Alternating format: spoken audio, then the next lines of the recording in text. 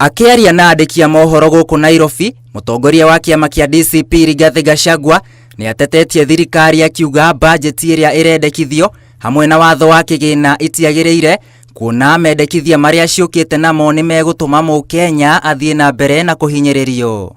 The Finance Bill 2026 is taxing Kenyans into poverty.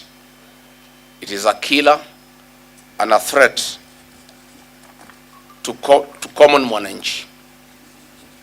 To break households while stifling the freedom of Kenyans and violating the very soul of our nation.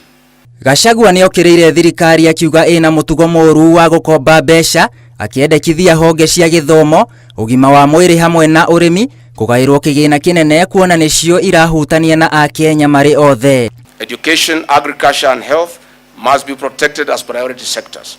Agriculture should be funded as the engine of food security, rural employment and lower inflation.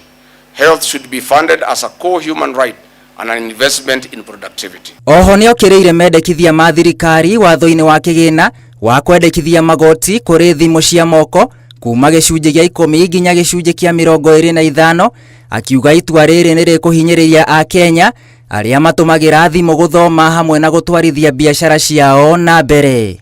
Mobile phones are no longer luxury goods.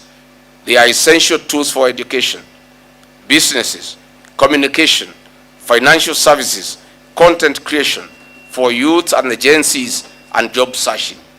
Increasing their cost will widen the digital divide and disproportionately affect students, entrepreneurs and rural communities. Riu Gachagua arendekithia maundu manana maria thirikari ibatie gutacokia niguo gubacirira Akenya maria ni hamwe na kweheria kaima na magoti ma waki wa nyumba, kunyihia uhuthiri moru wa mbeca thirikari-ini, kunyihia ngombo cia bururi, gwikirira honge cia githomo, urimi na ugima wa mwiri, hamwe na kuriha mathire ma ene kandarathi gatagati ka mangi.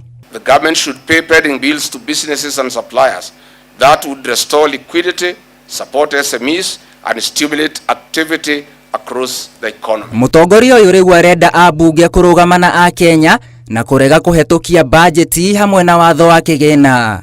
Ngiribotera Inooro TV, njitagwo William Wainaina.